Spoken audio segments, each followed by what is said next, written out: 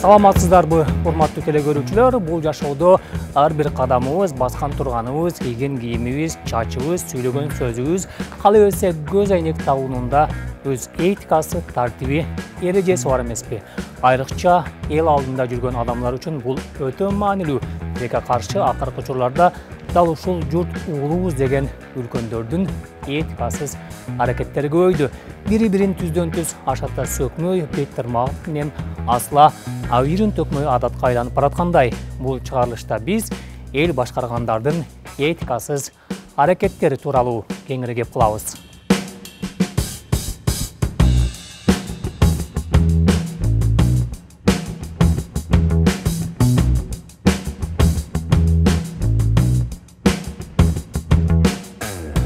Жогорку кеңештин кезектеги жыйыны министрлер телефонун албай жатканына ызаланып, өлкө башчыга арманын айткан депутат Сулайманов. Алмазбек Кожанович, бизден буга чейин президенти Садыр Нуркожоевич министрлер чакырбагыла, аларды көп кубара кылбагыла, алардын орун басарлары келет, тийиштүү суроолорго жоопту берет, бүт иштен башкалар кылат дедилер. Азыр ошол президенттин айтканын сыйлап, биз министрлер көп чакырбайлы деп, бирок телефон аркылуу маанилүү маалыматтарды алып коелу десек, кээ бир министрлерибиз даже телефондорун албай атышат. Мына ошо көңүл буруп койсоңуз. Өзүңүз бир тапшырмаңыз берип, телефондон жооп берип койгула деп айтып коюңузчу ошону. Рахмат. Тилекке каршы бүгүнкү күндө айрым эл өкүлдөрү парламент трибунасын өзү үчүн гана колдонуп калуу аракетин көрүп келе жатат. Көңүлүнө жакпаганды баса калып тепкилөө, башкаларга заарын чачып, өзгөлөрдү басынткандан машыркануу акыркы күндөрү биздин парламентте модага айланып баратат. Мына ошол 380 миллион тегерегинде долларды айтып атасыз. Ошол карызды Арис төлөйбү, Кыргызстан төлөйбү? Атахан Кимсанович, бул толугу менен мамлекеттик карыз болуп саналат. Баракелде. Азамат. Азамат. Казнадан төлөнөт. Эми үчүн мына курулуштарды, ушул иштердин баардыгын Жок, бул долбоорлордун баары тең таасир эткен жок дейсизби өнүккөнгө? Кандай? Жанагы алынган кредиттер реализация болгондор толугу менен биздин өнүккөнгө таасир эткен жок дейсизби? Ар бир кабинеттериңерге кирип олтуруп, мага дагы кайра келген экенсиңер кабинетке. Баягы адат бойдон калыптыр. Билгениңерди кылып алгыла да шымыңарды башыңарга кийип алгыла. Бири шымыңды башыңа кий деп кызарып татарса, башкасы ордунан секире тура ызаланып, тарс секире жооп узатып, адебин колуна бергиси келет. Шайлоо учурунда эле Баткен областына эли керек болуп калат экен да. Анан Атахан Кимсанович, мен сизге айтып кетерим, кичине сабырлуулукка чакырып кетем. Сыйыңызды билиңиз, шымыңызды өзүңүз чечиңиз да өзүңүз башыңызга кийип алыңыз. Бизге акыл үйрөткөндөн алыс болуңуз. Жыйынга келгендерди жөн жерден жемелөө, кичине такала түшсө эле кекете жарга такап сөөмөй кезей сазайын бергиси келгендер да дал ушул депутаттар. Ушунчалык бала деп атабыз, мамлекет деп атабыз, калп эле күймүш болуп кулакка лапшаны илип атабыз. Чындыкты карайлык. Анткени мындайда тамакты жеп көрдүңүздөрбү? Балаңызды же небереңизди жетелеп барып, мектепте жөн эле кызыгуу менен жеп көрдүңүздөрбү? Ушу жети сом. Мен суроого жооп бергенге мага мүмкүнчүлүк бериңизчи, суранам. Мүмкүнчүлүк берип атсам, сиз около сүйлөп, вокруг около эмес. Оозуна келгенде эле оттой берип, кызматтык этиканын капарына да албай эл башкаргандар бир парламентте гана эмес, аткаруу бийлигинде да креслонун жүгүн көтөрө албай эси кеткендер бар. Лопух, я же тебе сколько несу. В течение трех часов, если не освободишь, у тебя будут проблемы. Кааласа ашата сөгүп, кааласа шылдыңга алып керектүү жерде мушташканга да даярдыгын билдирген саламаттык сактоо министри Алымкадыр Бейшеналиев үчүн кызматтык этика маанилүү деле эмес. Сөгүп же жакшы сөз менен айтып койсоңчу, ошондо гана адамдын жетчү жерине жетет экен да. Простой этиканын мага эмне кереги бар? Алымкадыр Бейшеналиев өзгөчө кылык жооруктары үчүн коомдо катуу сынга алынып жатса да, көгөрүп өзүнүкүн бербей келатат. Президент баш болуп, кулагын тартып, прокуратура өз эскертүүсүн бергенине карабай, ал атактуу киши адебин оңдой турган деле түрү жоктой көрүнөт.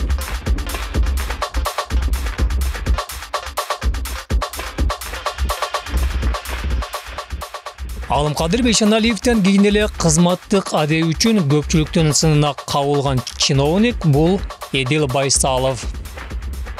1-2 күн эле добуш беришет, анан бир болсо эле, түшкү маал убакыт келип калды. Кечинде убакыт келип калды, эмки жумага калалык деп. Мындай эски адаттардан биз баш тартышыбыз керек. Бал бетме сөздөрү үчүн Байсалов парламент депутаттары тарабынан катуу сынга алынган. Элекүлдөрү эрке бала болсо дагы аны бир эпке келтирип коюуну талап кылган. Ал капталдан чыккан бир балакай баатыр боло бербесин. Биз өзүбүз парламенттин ички иши регламенти бар, эл шайлаган депутаттар отурат бул жерде. Анан алардын үстүнөн, биздин үстүбүздөн антип шылдыңдап күлгөнгө эч кандай бир этикадагы жол бербейт да. Ошон үчүн Эдил Байсаловду ушул министрлер кабинетинин төрагасы Акылбек Жапаровго да айтат элем, кичине тартипке чакырып койсо. Элди башкаруунун этикасын билбеген аткаминерлер бир борбордук аппаратта гана эмес, айыл аймак, жерлерде да өзүн эптай албай, өзгөлөрдү башкаргысы келгендер дарбын. Угуп турсаң, лакылдай берет экенсиң өзүң үйүңдө отургансың. Отурнары, мен ишим жок, мен бизди өзүң дейт менен сөйлөшүм. Ушул сыяктуу дымагы күч, бирок билими жок, таанышы күч, бирок тажрыйбасы жок жетекчилер мамлекеттик кызматтын баркын кетире баштады. Кээ бир учурларда дайындалган кадрлар өзүнүн опыты да жок болуп атат, тийиштүү деңгээлдечи. Тажрыйбасы жок, мисалы билими дагы мындай дал келбейт, ошол кызмат ээлеген ордуначы, профессионалдуу билимичи. Кыргызстан андай адамдарга мисалы муктаж эмес. Ошол эле кызматкер, ошол эле биздин аткаминерибиз коомчулукка чыгып, жанагындай тийиштүү маселелер боюнча өзүлөрүнүн оюн билдирип жооп бериш керек да коомчулуккачы. Ошол кезде эле мына бизге баарыбызга маалым болуп калып атат. Ал деңгээли, профессионалдуулук жактан деңгээли, моралдык, этикалык жактан канчалык деңгээлде даяр ал адам. Мамлекеттик кызматка барган жаран алгач ал жумушка даяр болуп, тепкичтик тарбияны басып өтүш керек. Тилекке каршы акыркы учурларда биздин өкмөттүк мекемелерде кадрлардын тажрыйбасынан тааныштардын талабы өтүмдүү болуп кетип жатат. Аябай кыйналдык, анткени бир депутат, экинчи депутат звонить этип эле айтат, момуну алып кой. Аны ала албайм, же мугалим болбосо, же директор болбосо, аны кантип министрствого алгам десе, үйрөтүп коесуң деген маселе. Бул бүт системаны куратканга алып келет да. Ошондуктан бул биринчи маселе, бул адистик, профессионалдык жагын карайлык. Экинчи маселе, мамлекеттик ишке баргандан кийин эл менен иштеш керек. Элдин психологиясын билиш керек, элге кандай мамиле жасашны билиш керек, ошо жүрөккө жетчү сөздөрдү табыш керек, ошонун маселесин чечүүгө жардам бериш керек. Ал мамлекеттик ишмер элдин кулу болуш керек. Негизи мамлекеттик ишмер баскан турганы, өң келбетинен тартып билими, тажрыйбасы, мамилеси, оозундагы кеби менен башкаларга үлгү боло ала турган, башкаларга бир нерсе үйрөтүп, устат боло ала тургандай адам болушу айтпаса да белгилүү. Трибунага чыгып сүйлөсөк дагы, ордубуздан сүйлөсөк дагы, артыбызда журт бар экен, эл бар экен. Сезип, ошо жоопкерчиликти байкап турчубуз дагы, ошол бизге абдан ошол жоопкерчилик бизди тартипке салып койчу да. Баягы кыргызда кеп бар эмеспи? Айтылган сөз атылган ок деп. Ошону биз билип жүрүбүз. Ой, элдин карап турса, эл бар байкап турса, туура эмес айтып койсок, кеп өзүбүздөн абийир эмес, жалпы улутка сөз тийип калышы мүмкүн. Жалпы парламенттин абийирин кетирип коюшу мүмкүн деп, ошо абдан кызуу талкуулап атсак да, биз укмуштай маселе талкуулап атпыз. Жанакы жер маселесин талкуулаганда, сатабыз, сатпайбыз дегенде, кыргыз тилин талкуулаганда, жана перехватташтарын талкуулаганда, анан конституцияны талкуулаганда, герб, гимн, тууну талкуулаганда, жана баягы кызыл чекеге чейин барыштык да. Ошо кезде мына Төлөгөн Касымбек бар, Камбаралы Богуловтар бар, Жалил Садыков, Эстебес Турсуналиев дегендер бар, Болот Шамшиев деген толгон токкой баягы эндемелер. Катууну кызуу бапылдап келиш, бирок бир дагы адамдын намысына тийген сөздү айтчу эмеспиз. Өзгөчө депутаттар бири-бирибизге тийишчү эмеспиз элдин көзүнчө. Ал өзі вообще бұл этикаға жатпаған нәрсе да. Легендарлуу парламенттин депутаты Жамын Акмалиев учурунда аларда өтө курч болгонун, олуттуу маселелерди талашып тартышуу өтө көп болгонун белгилейт. Бирок ал учурдун парламентинде сын иштен ары өткөн эмес. Сөз ар бир депутат өзүнүн ою болот. Аны айтыш керек. Аны эч ким талашпайт. Бирок ошондой болсо дагы өзгөчө депутаттар эми азыр болгону 100 киши болуп атпайбы? Ошо бири-бирин сыйлаша билиш керек. Айтканда бири-бирине тийишпеш керек. Эч убакта бири-биринин аты жөнүн айтпаш керек. Иш жөнүндө, сөз жөнүндө айтыш керек. Ошону айтканда дагы мындай маданияты менен өзүнүн баягы жакшы мааниси менен айтса эле ошол жетет. Ал эми азыркы кийинки учурларда айрым депутаттардын орой сүйлөп, бирөөгө тийишип, жаман сөздөрдү осы келбеген айтып атышы бул өзү парламенттин абийирин айрандай төгүп коюшу мүмкүн дагы. Анан ошо боюнча элде пикир түшүлөт да, анан айтат, мындай жогорку кеңешти биз кимге кереги бар деп. Ошондуктан мындай отуруштарда өзүңүн оюңду айта бер, бирок эч кимге тийишпей, маданиятты сактап. А этика деген бул кыргызчага отурганда абийир деген сөз да. Ошо абийирди сактап, ошол мындай маданияттуу болуп, ишти чече берсек, ага эч ким тоскоолдук кыла албайт да. Негизи эл өкүлү болобу, мамлекеттик кызматкерби, эл адамы болгондон кийин ар кадамы, сүйлөгөн сөзү көпчүлүктүн элегинен өтүп турат. Кандай кызматкер болбосун, өзүн алып жүрүүсүнөн тартып, айткан сөзүнө жараша коомдо өз ордун табат. Политик биздин жылдыздар, негизи элди ээрчите турчу адамдар да. Ошондуктан булар мындай өздөрүнүн сүйлөгөн сөздөрүнөн башка сыртындагы келбети дагы, турпаты дагы өтө көп мааниге ээ. Ошол 50% сүйлөгөн сөз болсо, 50% сыртындагы баягы келбети көрүнөт да. Анан айтышат го, баягы кийим менен тозуп алат да, анан узатканда акылы менен узатат деп. Ал дагы чын. Бирок баягы биз бул нерсени принимать этпеген үчүн түшүнбөйбүз да, ой жок, ал кийим жок. Кийим дагы, сыртыңдагы келбетиң дагы, ушу чачың кандай кыркылган, кандай кийингенсиң, эмне саат тагып жүрөсүң, бардык нерсе көтөргөн керек болсо аксессуар телефондоруңан өйдө, бул сенин статусуңду билгизет, бул сенин интеллектуальный өсүп өнүккөнүңдү көрсөтөт. Ушул нерсеге мен ойлойм, политик болуш үчүн өсүлүп жеткенден кийин анан барыш керек деп. Адамдын жан дүйнөсү, билими, интеллекти анын басыптан турганы, кеп салган сөзүнөн эле байкалып турат. Интеллекти жогору адам өзүн ар тараптуу өнүктүрүп, тыкан алып жүрүү аракетин көрөт.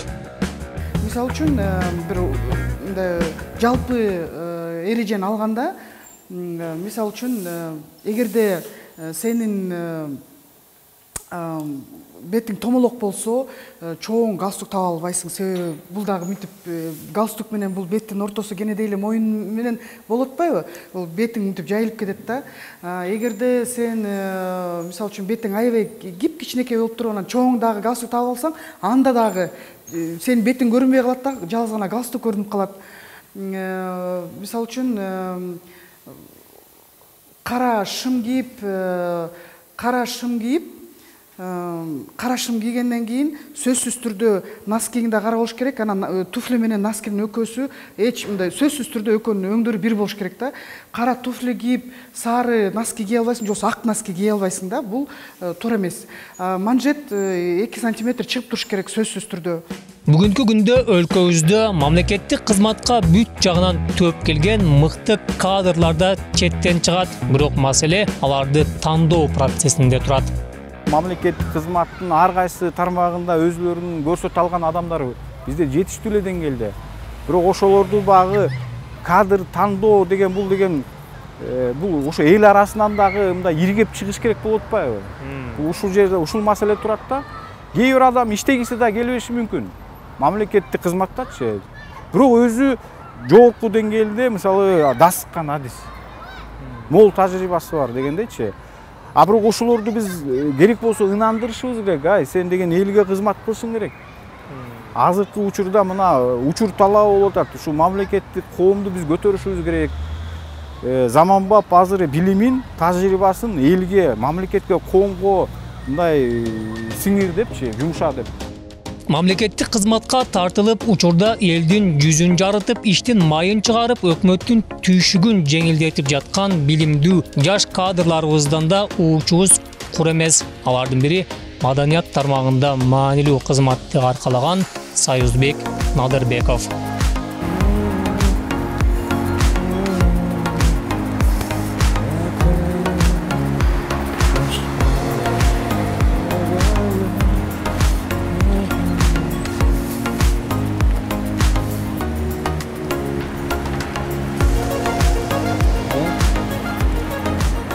Саламатсыздарбы? Мен атым Союзбек. Маданият, маалымат, спорт жана жаштар саясаты министринин орун басары болом. Биздин министрлик абдан чоң министрлик. Маданият, маалымат, спорт, жаштар саясаты, туризм, этностор аралык мамилелер 6 багыт боюнча биз иш алып барабыз. Жалпысынан ушул биздин дээрлик министрибиздин жанагы чоң ролду ойногон бир министрлик деп баалайбыз. Себеп дегенде элге маданияттуулукту, деле идеология маселелерин, президентибиздин адеп акылактык жана диний тарбиясы боюнча инсандын өнүгүүсү, кыргыз жараны, дээрлик чоң концепциялардын баардыгын тең аткаруу ушул бизге жүктөлгөн. Менин жеке өзүм жооп берчү багытым бул жаштар саясаты багыты. Жаштар саясатында ушул бул мезгилге чейин жалпы жана стратегиялык жумуштарды, программаларды, саясатты жүргүзчү мекеме мына биз дароо биздин министрлик болуп эсептелинет. Андан сырткары ушул министрликтин ичиндеги уюштуруу иштери, жалпы уюштуруу иштери ушул министрлик тапшырмасы менен мына биз аткарабыз.